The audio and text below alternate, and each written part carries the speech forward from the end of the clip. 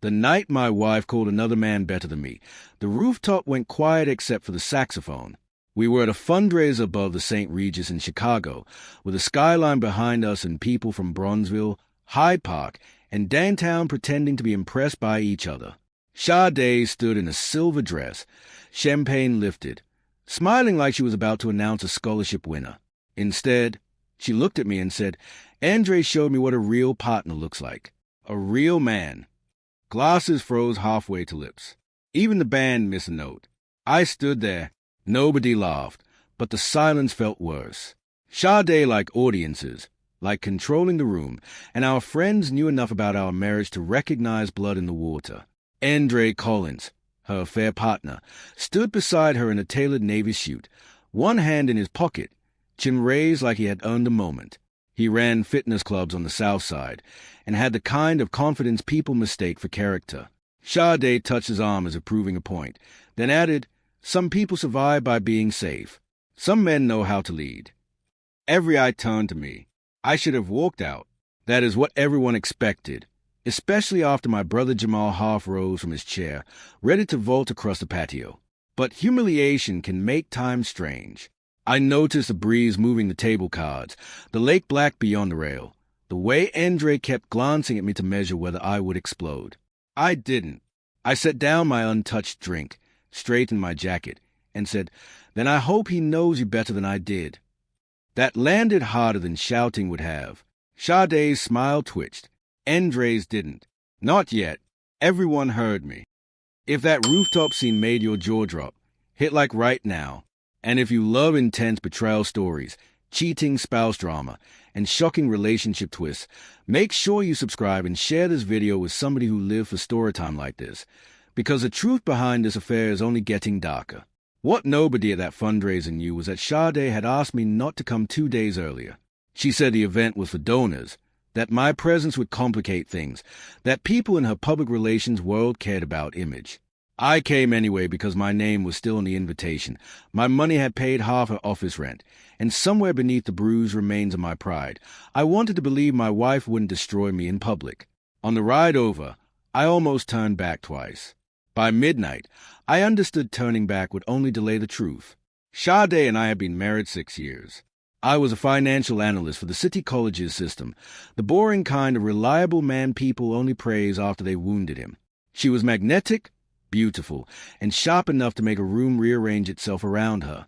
When we met at a poetry reading in Washington Park, she said she wanted stability, honesty, and a love that felt peaceful. I believed her because I was tired of games. I believed her because she could make tenderness sound holy. When she lied, she did it gently, like laying silk over broken glass. Andre had entered our life the year before, as a client of Sade's boutique agency, then as a name that surfaced too often at dinner. He was investing in neighborhood wellness projects and reopening old buildings with clean branding and louder ambition. Sade admired that. She said he moved like he owned every room, not like me, always thinking before speaking as if caution were a defect. I met him once at a launch party in Fulton Market. He gripped my hand too long, smiled wide, and called me solid. Men like Andre use praise like jabs to find openings. The affair itself stopped being suspicion 3 weeks before the fundraiser. Sade forgot her tablet on the kitchen island while showering before work. A message flashed across the screen. "Can't stop thinking about your toast tonight. Make him hear it." I stared at those words until they felt unreal, like subtitles under somebody else's life. When I opened the thread, I found hotel confirmations, inside jokes, and voice notes that tightened my stomach. Andre thought he had rescued a neglected woman from a cold husband. Sade told him I was controlling, broken spirit, and living off her. Completely untrue. I didn't confront her then. Maybe that sounds weak, but silence is not always surrender. I needed to understand what I was dealing with, and something in those messages felt larger than cheating. Sade wasn't just unfaithful. She was crafting separate versions of reality for different audiences, shifting details depending on whom she needed. To Andre, I was dead weight. To her mother, I was emotionally distant. To our friends, we were going through a rough patch. To me, she was still asking whether I wanted salmon or chicken for dinner. That kind of lying takes practice. It takes history. So I looked. I checked our shared mail, the household accounts, the folders in the office at home where she kept client invoices and tax documents. At first it was ordinary enough: late payments, overspending, a hidden credit card. Then I found the transfer records. Sade had moved money from a memorial fund my mother left for future grandchildren, a trust she knew mattered because it was the last thing Mama built before cancer took her. The withdrawals were disguised as consulting reimbursements to shell vendors. My chest turned cold reading them. Cheating explained betrayal. This explained her smile completely. There was more.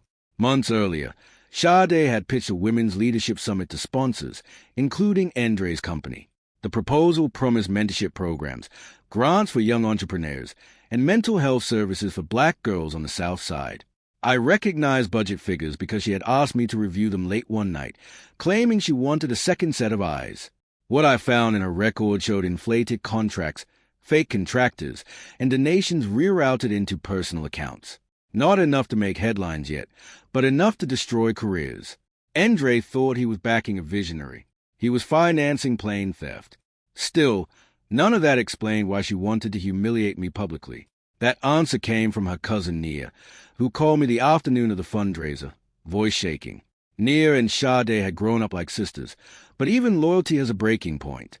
She told me Sade planned to set the narrative before people started asking questions about the summit money. If she made me look bitter, insecure, and unstable, then any accusation from me afterward would sound like revenge from a wounded husband. The public toast wasn't vanity alone. It was strategy. She meant to bury me first. So I came to the rooftop already carrying that knowledge. When Sade finished her toast and the crowd broke into nervous side conversations, Andre leaned toward me with false politeness. "No hard feelings, brother," he said, low enough that only I could hear. "Sometimes people outgrow what's comfortable." I looked at him long enough to make his smile stiffen. He thought this was about chemistry, charisma, the mathematics of one man defeating another. He had no idea he was standing inside a setup. Sade had chosen him because he was visible, wealthy, and vain enough to mistake desire for trust. I left before dessert and drove south through rain that started without warning, Chicago's streets shining under stoplight like spilled oil. Jamal called 3 times. My pastor called once. I ignored them all and pulled into the parking lot of my office building instead of going home. Inside the glove compartment sat a manila envelope I had packed that afternoon, transfer logs, copied contracts, screenshots of messages, and one notarized statement from Nia confirming what Sade planned to do at the fundraiser. I spread everything across my desk and admitted what I had resisted. My marriage was over. Danger wasn't. The next morning, Sade acted as if nothing had happened. She came into the kitchen in one of my old college T-shirts, poured coffee, and asked whether I could sign for a package arriving later. No apology, no explanation. Her face was smooth and rested, the face of a woman who believed she had won the opening round. I watched her stir oat milk into the mug and wondered how many versions of herself she carried before breakfast. "People are talking about your little speech," I said. She shrugged. "People love honesty." Then her phone buzzed. "Andre." She smiled softly. By noon, the fundraiser clip was everywhere in our circles. Somebody had posted the toast to Instagram stories, and from there it spread through group chats, church circles, alumni threads, and private text chains where people cloaked cruelty as concern. I became a meme by lunchtime. Malcolm the husband. Malcolm the provider getting replaced by passion. Jamal wanted to post receipts immediately, wanted blood for blood. But I told him no. Not yet. Sade expected a messy reaction. She counted on anger. The more I sat still, the more room she had to reveal herself. Traps work when hunters relax. Andre, meanwhile, leaned into his new role with reckless comfort. He posted a black and white photo of himself at the fundraiser with the caption, "Growth requires bold choices." Sade commented with a flame emoji and a heart. In the image, he looked like a man standing on a victory stage. But vanity makes people sloppy, and by Tuesday he had started asking questions he didn't know were dangerous. He emailed Sade's office manager requesting sponsor reports of the summit, saying his finance team wanted updated ledgers before releasing money. The office manager forwarded the message to Sade, and Sade forwarded it. That accidental forward told me 2 important things. First, Andre wasn't completely foolish. He expected numbers. Second, Sade was nervous enough to start missing steps. In her message to Nia, she wrote, "He's pressing too early. Malcolm is sulking," which helps, but Andre needs distracting. Sulking. That word sat in my chest like a stone. I had paid her father's hospital deductible when her own siblings vanished. I had helped her launch her business. I had grieved 2 miscarriages beside her without once turning our pain into a weapon. And now I was a prop in the story she sold. On Wednesday evening, Andre came to our house while I was there. He probably assumed Sade had told me she was leaving, or maybe he thought public humiliation gave him special access. Either way, he parked his Mercedes outside our brownstone in Kenwood and walked to the door carrying white roses like a man auditioning for his own myth. I opened it before he could knock twice. For the first time, his confidence faltered. "I'm here for Sade," he said. "I know," I answered, "but ask why she still uses my address, insurance, and money to look independent today. Andre." He frowned, more annoyed than alarmed. "That sounds bitter." "It sounds documented," I said, and handed him one sheet from the envelope, a wire transfer from his company's Summit sponsorship account into a vendor shell link to Sade's personal LLC. His eyes moved across the page, then back to me. "You forged this." That almost made me laugh. "You think I forge bank routing numbers to protect my pride?" He glanced past me toward the staircase where Sade's heels clicked against hardwood. In that moment I saw the first crack in him, not guilt, but uncertainty. Sade stepped into foyer. "Why are you talking to him?" she snapped at Andre. Then to me, "You don't get to ambush my guests." I held up both hands. "He came to my house." She turned to Andre with practiced softness. "Baby, he's been spiraling since a fundraiser. He's trying to scare you." The switch in her tone was almost elegant. Andre looked from her to the transfer sheet, then back again. "Is this real?" he asked. Sade didn't answer directly. She laughed, stepped closer, and touched his chest. "Malcolm's always been obsessed with control. This is what he does when he feels small." Andre left with Sade after 10 minutes of accusation, denial, and staged outrage. But he took the transfer sheet with him, and that mattered. Men like him trust paper over emotion, especially when money is involved. By Thursday morning, he had contacted his finance director.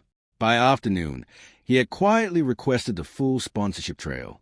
And by evening, he called me from a number I didn't know. "Talk," he said. No greeting, no swagger. We met at a 24-hour diner near McCormick Place where truckers, nurses, and insomniacs minded their business. Under fluorescent light, I spread the document between us. He read in silence for 20 minutes. Screenshots of Sade telling donors that grant money had been delayed by compliance reviews. Contract with vendors whose addresses led to empty lots. Copies of payment from our household account covering her agency payroll, while she told him she supported me. The worst part was a voice memo where she laughed about keeping one man for bills and one for adrenaline. Andre played that clip twice, jaw tightening each time. "She said you were draining her," he murmured. "She said you made her trapped." I looked at him. "She says whatever opens wallets." Then I told him the part that changed his face.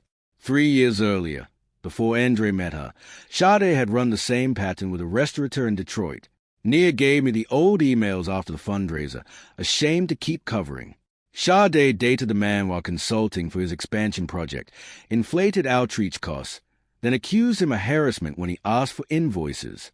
The accusation never became public because he paid for silence and moved on. Andre stared at the printout until his knuckles went pale around the cup. He had not rescued a woman.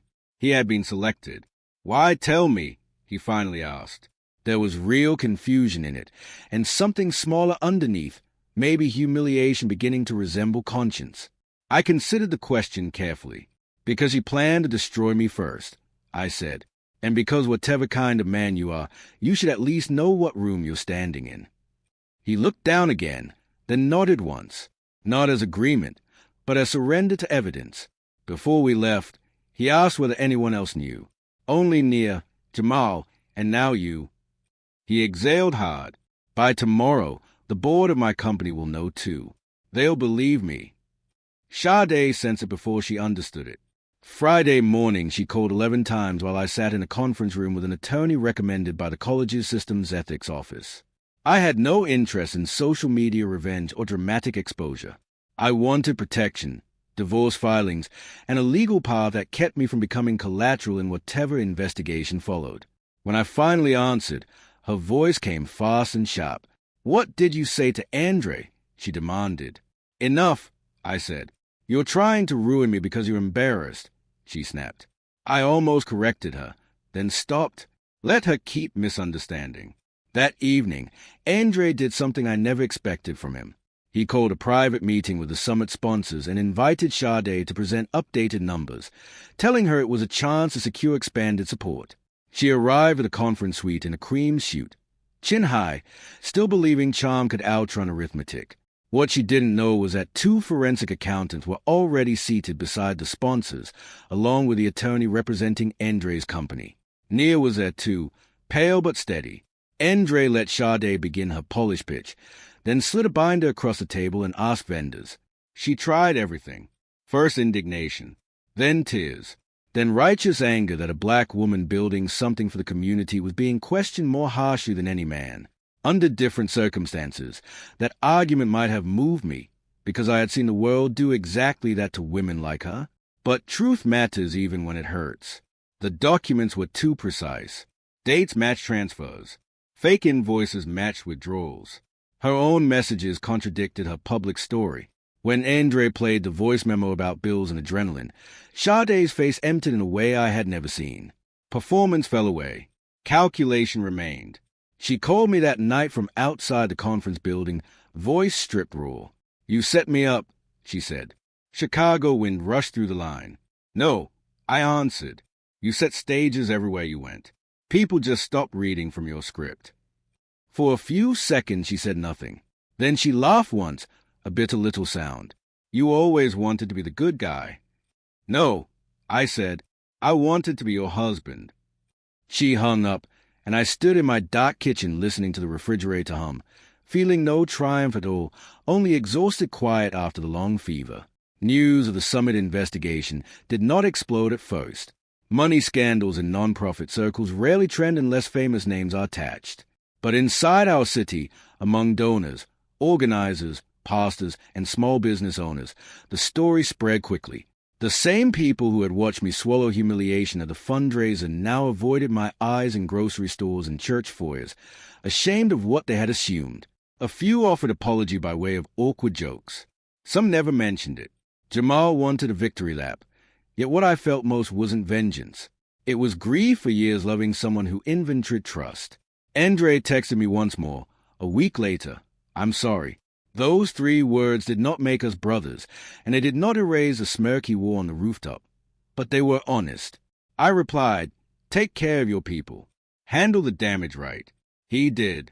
His company withdrew from the summit, cooperated with investigators, and quietly expanded funding to a legitimate youth counseling program in Woodlawn without putting his face on every flyer. Maybe shame taught him something. Maybe nearly being fooled by Sade forced him to see that confidence is not character. Either way, truth stayed standing. If this story had you locked in from beginning to end, don't leave without hitting like, sharing this video, and subscribing for more emotional betrayal stories, cheating wife stories, and dramatic truth-exposed endings. Turn on notifications so you never miss the next story where secrets come out, karma hits hard, and the people who thought they won learn the truth too late.